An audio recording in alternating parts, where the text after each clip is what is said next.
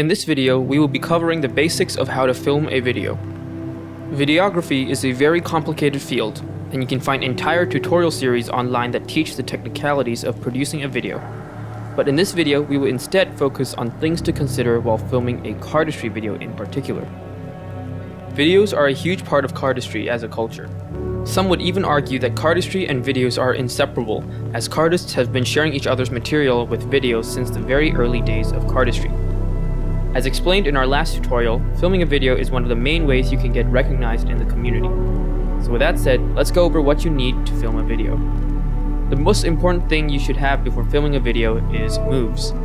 If you want your video to have a lasting impact on the community, original moves would be preferable.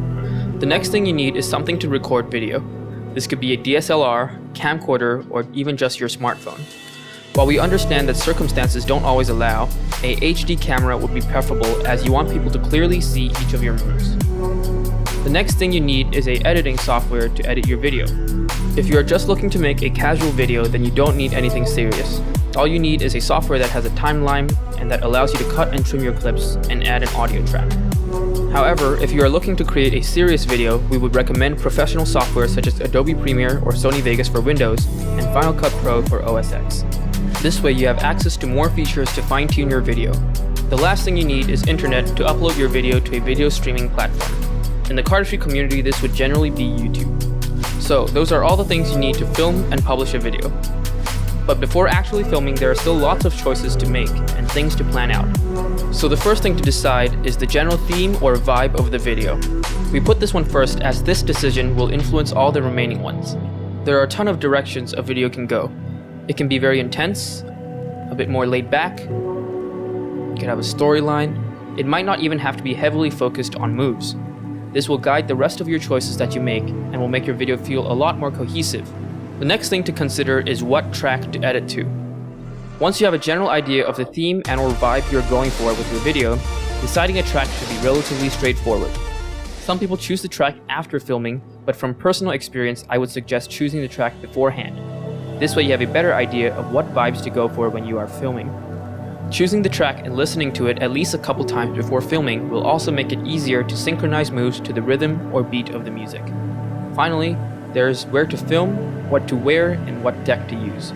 We put these three things together because your frame throughout the video will almost always consist of all three of these things. So, you want to make sure that the three of them go well together.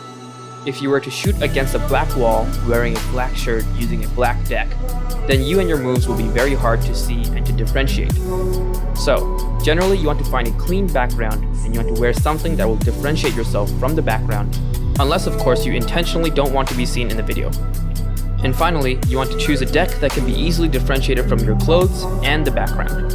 Of course, the order in which you choose these three things could be different, but the important thing here is to make sure that they are differentiable but work together to enhance the vibe that you're trying to create. So once you have all these things figured out, you're ready to go out and shoot your video. If you need inspiration for your video, you can check out our classic cardistry videos tutorial, where we went through some of the best videos ever produced by the community. Finally, if you have seen a lot of videos with high production value, we want to emphasize that you should not be discouraged by those videos. It takes a lot of time and experience to create videos with high production value. Almost every cardist has made a ton of really crappy videos before they can actually make a good one. So, if you have the material, we highly encourage you to try and film a video. Do it! Even if you don't end up making it public, it will serve as good practice. And with enough practice, you'll eventually be able to create a great video of your own.